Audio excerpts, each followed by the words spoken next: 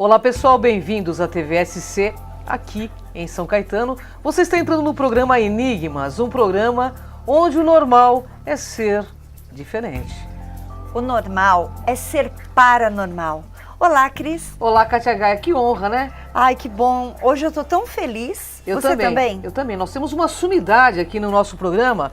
Aliás, você que assistiu a matéria de domingo, né, no Fantástico da Rede Globo, nós estamos aqui com o ufólogo, que vai mostrar imagens inéditas que não conseguiu mostrar na matéria do Fantástico. Então fica coladinho aí, porque Joseph Prado está aqui conosco. Tudo bem, Joseph? Tudo bem, Tudo bom, Seja prazer. bem, é o ufólogo Joseph Prado.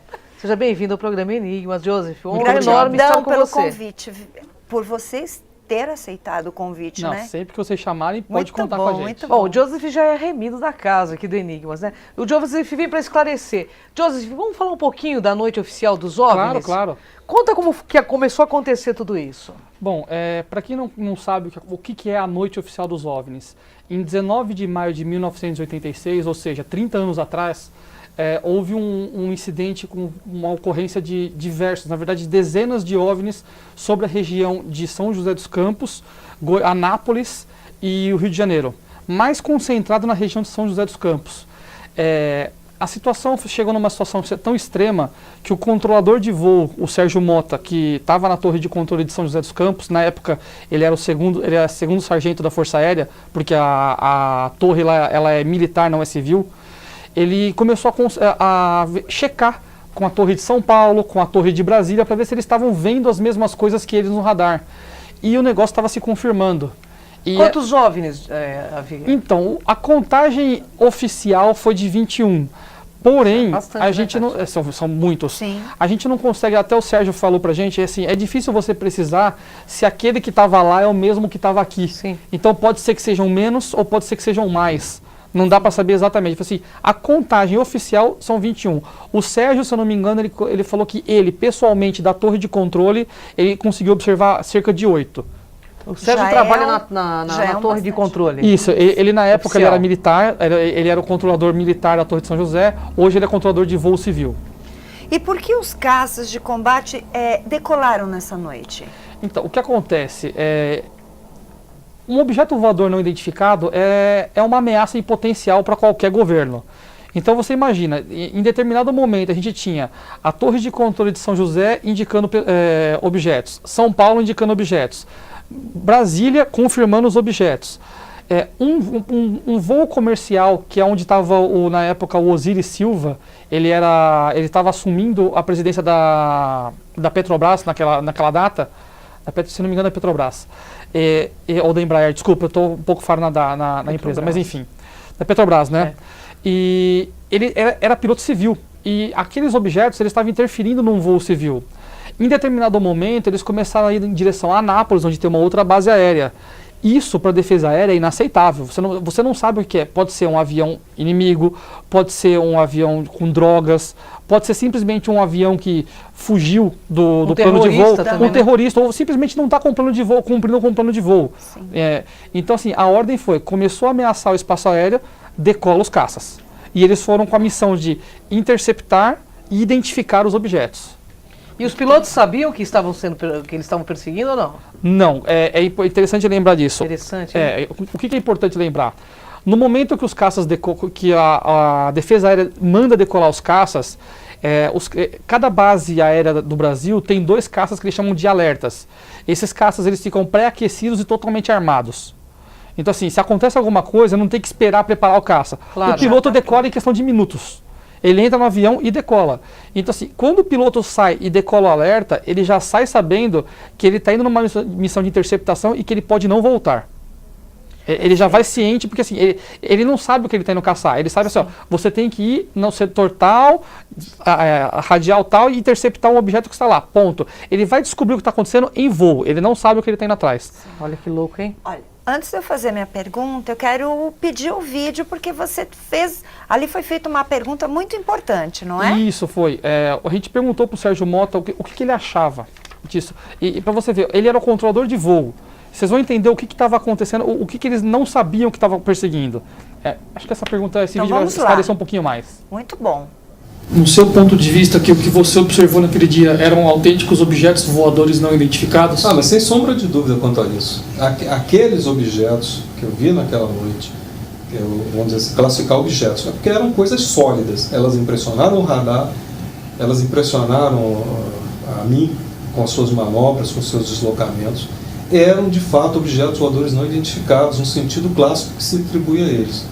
Tecnologia que a gente desconhece, se inteligentes ou não, aparentemente no seu comportamento inteligentes, se de outras galáxias, outras dimensões, aí já não é mais o caso. Não entro nesse aspecto porque eu entendo que não é o caso. Eu não tenho elementos para afirmar que sejam tripulados por civilização A, B, C. Isso para mim entra no campo da bobagem.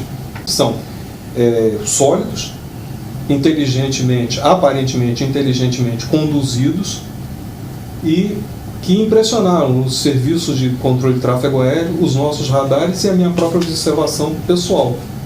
Essa para mim, sem dúvida, é a classificação típica desses fenômenos. São objetos voadores não identificados. O que são, na sua essência, já não me cabe dizer, pois eu não tenho esses tais elementos. E nem... Por que ele não mostra o rosto uma vez que ele já dá um nome? Eu não entendi. Então, isso foi um pedido dele. Ele falou que ele não se importa de falar quem ele é hoje em dia, só que ele quer privacidade na rua. Entendi. Ele não quer ser reconhecido na rua. Ele Perfeito. falou assim, os outros pilotos e controladores hoje estão vindo procurar ele, até trazendo informações. Ele mandou algumas gravações que ninguém tem pra gente já. Entendo. Só que ele falou assim, eu quero paz e tranquilidade na rua. É isso que eu quero. Perfeito. E me diga, os pilotos desses caças, eles conseguiram interceptar os OVNIs? Não. Não conseguiram. O comportamento desses OVNIs era bem interessante. Alguns pilotos conseguiram ver, outros não conseguiram. E eles chegavam, em determinados momentos, a se aproximar dos objetos, mas os objetos se afastavam em velocidades assim extremas. E quando eu digo extremas, eu estou falando de 15 mil km por hora, que é inconcebível para qualquer aeronave conhecida no planeta Terra. O máximo que ele, pelas gravações que a gente ouviu, o máximo que ele conseguiu se aproximar foi a 1,5 milha, 1 milha de distância, que é quase 1,5 km de distância. Isso com os OVNIs já travados no radar. O radar estava pronto para permitir um tiro, mas eles não conseguiam efetivamente se aproximar. Os objetos se afastavam. Agora uma pergunta que não quer calar. Os pilotos poderiam atacar esses OVNIs? Então, poderiam se a defesa aérea desse autorização. Então, certo. assim, em determinado momento, você ouve na gravação o que eles chamam de anjo, que é o cara que fica lá na torre de Brasília, dizendo, caçador passando a rojão. Aí o piloto responde, caçador em rojão. Esse momento que ele fala caçador passando a rojão, é o momento que o piloto ele ativa as armas e sabe, eu vou entrar em combate. Então, a partir daquele momento, todo o armamento da nave está ativado e ele sabe que ali o negócio pode esquentar. Como eles não conseguiram identificar o objeto, eles não tinham autorização para atirar. Porque imagina se, Deus o livre, um avião civil com uma criança dentro. Então, assim, antes de você atacar, você precisa ter o contato visual. Sem dúvida. E eles não conseguiam ter, o máximo que eles viam eram luzes. Então, eles não conseguiam identificar o que era efetivamente aquilo. Certo. E por que as informações desse caso elas foram liberadas só agora? As informações do caso em si já estavam no Arquivo Nacional já há bastante tempo atrás. Mas essas informações... Mas os áudios, eles também estavam lá. Só que o Arquivo Nacional cobrava de cada cidadão que quisesse tirar uma cópia desse material R$10 um minuto de áudio. E nós estamos falando de cerca de 15 horas de áudio. Então, se você, um cidadão comum, quisesse ir lá pegar, você tinha que ir até Brasília, escutar as 15 horas, escolher os minutos e pagar R$10 um minuto. Dava mais ou menos algo em torno de R$27 mil por pessoa que fosse gastar lá. Nossa, que absurdo, Um absurdo. E por conta disso, o ufólogo Edson Boaventura Júnior, que vocês conhecem, sim, sem dúvida, ele tinha um acordo que ele tinha feito de permuta com o Arquivo Nacional, onde ele forneceria os documentos oficiais que ele tinha e o Arquivo Nacional forneceria para ele. E a gente entrou em negociação, eu e ele, o Arquivo Nacional, com a ouvidoria, e começamos a conversar com eles e negociamos a liberação gratuita para toda a população. Então, graças a essa negociação que a gente fez, hoje toda a população tem acesso gratuito a todas as gravações da Noite Oficial dos OVNIs. Muito obrigada. Obrigada, hein? Quem foi o responsável pela liberação dos áudios? A Força Aérea. A própria Força Aérea liberou essa informação por força da lei de acesso à informação e por pressão dos ufólogos. A Força Aérea liberou essa informação no Arquivo Nacional. Particularmente, eu não acredito que eles sabiam que eles estavam liberando esses áudios em específico. Aí eu tô falando assim, a minha opinião. Porque Interessante. eu não sei, para mim, assim, eu posso estar falando uma besteira muito grande, só a Força Aérea para poder confirmar ou negar o que eu estou dizendo. Mas a minha opinião, acho que foi assim, pega essa caixa aqui e libera para calar a boca deles. E o negócio saiu junto. Entendi. Eu posso estar falando besteira, mas pode ser que seja isso. Interessante. Bem, nós vamos deixar perguntas interessantes para o segundo momento, né, Cris? Vamos, porque nós vamos para um rápido intervalo e voltamos já já. Mas fica aí coladinho que o Joseph vai responder tudo o que vocês querem saber sobre a noite oficial dos OVNIs. Tem outro áudio. E tem outro áudio.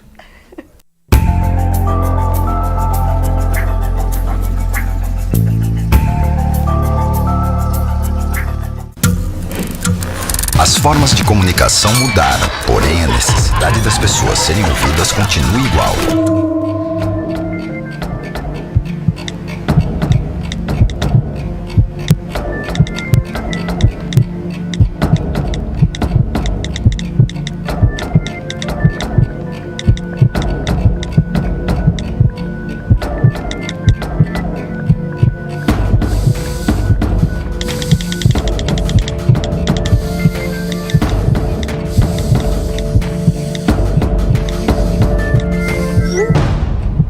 Compartilhe com o CVV aquilo que você não divide com ninguém. Valorizar a vida, é isso que o CVV faz. Ligue 141 ou acesse cvv.org.br e receba apoio emocional.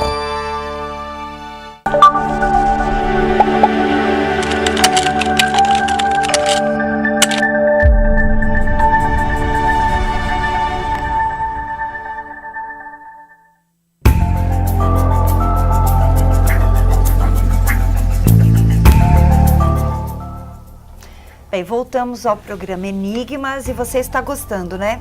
Mas para você que está nos assistindo, é muito importante você acessar, sabe o que? O nosso site, www.programenigmas.com.br. Por lá você tem acesso a todos os nossos antigos vídeos, os programas anteriores, inclusive outros que o Joseph já participou também, né? São então, 900 vídeos, né, Katia Gaia? 900 verdade. vídeos do Enigmas com assuntos correlatos à ufologia, espiritualidade. Sim. Então acesse que você vai curtir. Vai valer muito a pena. E você que está participando, já vou fazer a sua perguntinha. Eu tenho aqui uma muito interessante que vai de encontro até um nosso internauta também perguntou. Você acredita que os militares têm informações sobre a origem dos OVNIs de maio de 1986? Não, Kátia. Não tem? Não, eu acredito que não, porque é bem aquele negócio, eles são objetos voadores não identificados, eles não conseguiram efetivamente identificar. Eu acredito assim, eles podem, assim como nós, desconfiar da origem dos objetos, mas efetivamente saber o que eram e Eles de não onde sabem. eram, eu acredito que eles também, nesse ponto, eles estejam tão na dúvida quanto nós. E o internauta, ele pergunta ao João se tem alguma coisa que não foi divulgado. Se tem algo oculto ainda. Tem. Especificamente no caso de 19 de maio de 1986, nós temos informações de que não sei se todos, mas pelo menos 2 dos caças decolaram com câmeras também. Então, assim, existem a filmagem dos caças que filmaram o voo e os OVNIs. Além disso, na documentação e no áudio consta que toda a movimentação do radar foi gravada por Brasília. Esse material também não foi liberado no Arquivo Nacional. Pessoalmente, tentei conseguir essa informação com a Força Aérea e a resposta padrão é que essa documentação não existe. O João, também do bairro Cerâmica, pergunta se existe uma área 51 no Brasil, no seu ponto de vista de ufólogo, pesquisador. Vamos lá, eu não chamaria de área 51, mas um local que converge as informações tanto da ufologia quanto da parte de forense, na parte de criminologia, é a Unicamp. A gente tem a história do ET de Varginha, que pode ter sido transportada para a Unicamp, e quando você conversa com o pessoal que faz necrópsia, com o pessoal do IML, e até com policiais, você descobre que casos estranhos e crimes estranhos ou corpos estranhos também são misteriosamente levados para a Unicamp. Pois Muito é. interessante, hein? Bem, tem uma pergunta. Estou curiosa, será que os caças de outros países podem ser facilmente confundidos com OVNI? Quem pergunta é a Thaís Cristina. Então, Thaís, não dá. Em um dos áudios, você até ouve o piloto falando, ele fala assim, olha, ele até faz, isso aqui está muito estranho. o piloto fala. Aí o controlador pergunta para ele, você pode falar que isso eram caças? Ele fala, pelo comportamento não, porque se fosse um caça tinha que ter um avião de abastecimento. Os caças são muito rápidos, vão muito longe, só que a autonomia de voo deles é muito curta, porque ele consome muito combustível. Sim. Então, para um caça de uma outra nação chegar até o local que ele estava, praticamente indo para o centro do Brasil, ele teria que ter abastecido em algum local, num avião-tanque. E isso não estava sendo detectado em local nenhum, porque o avião-tanque é um avião grande, lento, pesado, barulhento. Então, assim, não dá, e também por conta da velocidade extrema e das manobras. Ele desacelerava de 5.000 km por hora para 46 km por hora. Um avião não se sustenta a 46, mal é mal helicóptero, porque ele tem condição de ficar parado. Sim. Mas um avião não se sustenta a 46 km por hora. É uma tecnologia totalmente diferente da nossa, né? Sim, Joseph? sim, desconhecida. Joseph, uma pergunta que não quer calar. Você acha que os militares se arrependeram de apresentar esse caso à população? Sinceramente, eu acho que sim. Porque imagina aquela situação, você por 30 anos nega que você sequer fez um relatório sobre aquilo. Em maio de 86, o ministro da Defesa deu uma coletiva dizendo que em 90 dias eles iam entregar um relatório sobre o que tinha acontecido. 90 dias se passaram, esse relatório não aconteceu. 10 anos depois a gente pediu esse relatório, a gente pediu o relatório, eles disseram que não houve relatório porque não houve conclusão. 20 anos depois eles falaram que foi anomalia magnética nos equipamentos. E quando a documentação saiu no Arquivo Nacional, a gente descobriu que 30 dias depois o relatório tinha saído. E lá dizia que os objetos eram sólidos, eram aparentemente inteligentes e eles não conheciam a origem. Quer dizer, imagina para você, como Força Aérea, provar por conta da sua documentação que você mentiu para a população do seu país por 30 anos. Pois é. Triste demais. Por isso que eu acho que esse programa de domingo, onde Joseph Prado e Edson Boaventura participou no Fantástico da Rede Globo, é um divisor de águas na ufologia. É um marco. É um marco na ufologia. Foi o que nós pensamos também, porque a gente conseguiu fechar a questão, não sobrou dúvidas sobre o que aconteceu em maio de 86. Eu fiquei muito honrado, inclusive, de tê-los como meus amigos. Viu? É verdade, eu Obrigado, também, viu? Eu vou fazer uma pergunta bem interessante, como as demais, mas esta muitas pessoas querem saber.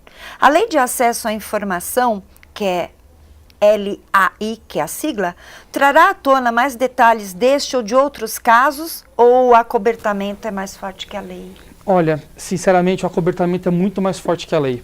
Por quê? Tem uma brecha na Lei de Acesso à Informação. Quando você pede qualquer coisa para qualquer órgão governamental, se esse órgão alegar que essa documentação não existe, acabou para você. A gente teve casos em que a gente pediu um documento que eu tinha uma cópia do documento, eu peguei os dados e pedi oficialmente o documento. Aí a Força Aérea disse que esse documento não existia. Eu falei, gente, mas eu tenho a cópia. Foi assinado por fulano no dia tal, número tal, eu tenho a cópia. Aí a gente recorre várias vezes e eles dizem que não existe. E aí você pode recorrer tanto para a CGU, que é a Controladoria Geral da União, que mudou o nome agora do Ministério, e depois para a Comissão Mista, que é a CMRI. E a decisão final de todas as instâncias foi por conta da isonomia do Estado, ou seja, o Estado nunca mente para o cidadão, eles assumem que o Estado não mente para o cidadão e que um poder não mente para o outro. Eles aceitam que, se eles disseram que aquela documentação não existe, então ela não existe. E por mais que você apresente o documento, eles dizem que eles não são capacitados tecnicamente para provar a autenticidade do documento que você está apresentando. Pois bem. Ou seja, a Lei de Acesso à Informação permite que todo cidadão tenha acesso à informação que o governo quer que você acesse, e não o que você tem direito de acessar. Por que então os militares, né, eles não falam abertamente sobre esses assuntos na mídia? Ou para a população, como acontece no Chile, né? Sim, são duas situações diferentes, distintas. Uma, eu acho que é a situação de impotência. Você chegar para a população e falar que você tem objetos que estão sobrevoando o seu espaço aéreo, por exemplo, e que você não tem tecnologia nem para chegar perto do negócio, mostra uma situação. É complicado para o militar assumir que ele é incapaz frente a algum tipo de força qualquer. Sim. E a outra coisa também é a questão de se expor ao ridículo.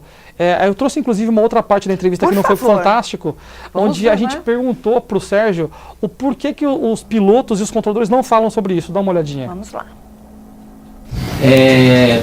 Muitos controladores de tráfego aéreo têm comunicado outros avistamentos, outras situações. Eu acredito que haja comunicados, que a Força Aérea receba a comunicação de pilotos e controladores. O que acontece é que muita gente procura não tocar no assunto por medo de ridículo. Então, controladores e pilotos muitas vezes se calam a respeito dessas ocorrências, alguns por medo do ridículo.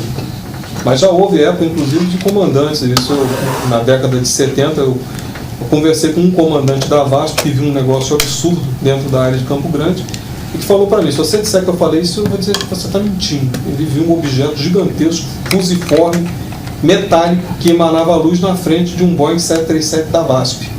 Ele tentou seguir o objeto desapareceu nas estrelas como se nunca tivesse existido. E ele e o copiloto dele assistiram isso. Ele falou isso para mim e disse, olha, eu te contei, mas se você disser que eu contei, eu vou dizer que é mentira tudo. Interessante. Muito interessante, né? Bom, pessoal, essa matéria não foi para o Fantástico, é exclusiva aqui do Enigmas. Olha que legal. Isso mesmo. Eu e todos desejamos saber por que este caso é importante para a ufologia. Olha, no meu ver, ele é importante para a ufologia não só nacional como mundial, porque ele não deixa dúvidas da existência e da ocorrência de objetos voadores não identificados. Nós temos pilotos que declararam ter visto, pilotos que atestaram as manobras absurdas, nós temos registro nos radares das aeronaves, pelo menos de 5 aeronaves, nós temos os armamentos das aeronaves conseguiram travar no alvo, nós temos pelo menos 3 torres travaram, eles conseguiram, eles entram num modo que chama de Judite. Ele estava pronto para disparar um míssil, ele só precisava do ok do ministro da Defesa. Se tivesse o ok da Defesa Aérea, ele disparava o míssil, ele estava com o alvo travado no radar. Quer dizer, é um negócio absurdo. Além disso, nós tínhamos 3 torres de controle observando os objetos, além dos controladores de voo que estavam vendo e as pessoas que estavam vendo os objetos e ligando para a Força Aérea, reportando. Quer dizer, não existe dúvida do que aconteceu. Tivemos 21 OVNIs sobre o Brasil, em São Paulo, né? Exatamente. Maio de 86. 19 de maio de 1986. Olha que maravilha, né? Bem, por que os militares, eles evitam falar desse assunto, sobre o assunto OVNI? Por que você acha que eles evitam? Porque a gente falou agora há pouco, é a questão deles se expor ao ridículo, é uma situação complicada para eles. Não tem como provar, é uma verdade relativa de ponta ainda. Exatamente, né? Exatamente. Para você, as Forças Armadas brasileiras, elas investigam ou investigaram OVNIs de maneira oficial? Internamente, sim. Há muitos anos atrás, algumas décadas atrás, existia um órgão oficial da Força Aérea Brasileira, que inclusive era sediado aqui no 4º Comar, em Ipiranga, que era o CIOANI, que era o Sistema de Investigação de Objetos Aéreos Não Identificados.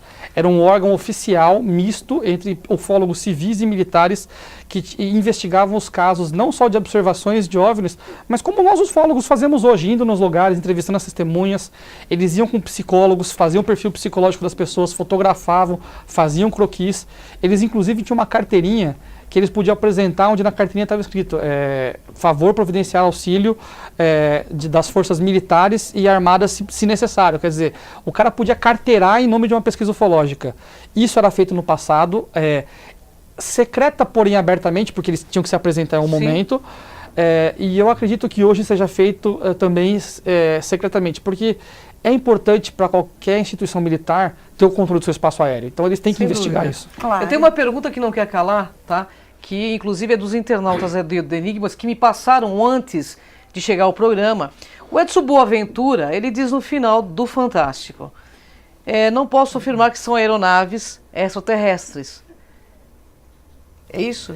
Exatamente. Me perguntaram isso também, teve um monte de gente que ficou indignada na internet com essa declaração. Mas vamos ser objetivos. E eu acho que qualquer ufólogo sério não pode falar que são extraterrestres. Porque pode até não ser São objetos voadores não identificados. Se eu falei que é extraterrestre, eu já identifiquei. Eu posso, assim, eu, Joseph, e o Edson, e você, eu posso concluir que não se tratam de objetos terrestres, porque não é conhecida a tecnologia terrestre que consiga reproduzir a movimentação daqueles objetos. Mas entre eu acreditar e eu concluir eu afirmar, esse são é o papel coisas... de um pesquisador sério. Exatamente, são coisas distintas. Então é por isso que o Edson deixou isso muito claro. Nós não podemos afirmar.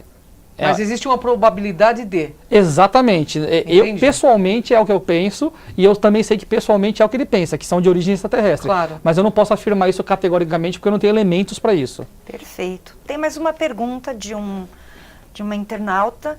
O que você acha que esses OVNIs vieram fazer aqui no Brasil? Será que era uma missão de reconhecimento do local ou apenas se perderam por aqui? É a Carol, do bairro Santa Paula. Carol, uma pergunta muito inteligente, porque é o que eu costumo falar. Eu tento ver os OVNIs e os seus tripulantes da mesma forma que a gente vê o que nós fazemos hoje no mar profundo, ou o que nós fazemos no espaço, indo com as sondas que a gente manda para Marte. Eu acredito que eles estejam fazendo na Terra o que nós vamos fazer quando nós chegarmos num planeta e encontrarmos vida. Nós vamos chegar quietinhos, vamos tentar não intervir, porque eu não sei como é que vai ser a reação deles, e vou tentar coletar informação. Se for uma sonda, talvez ela tenha a capacidade de coletar informação atmosférica, do solo, radiação, não sei, a gente não sabe os parâmetros que eles podem estar usando.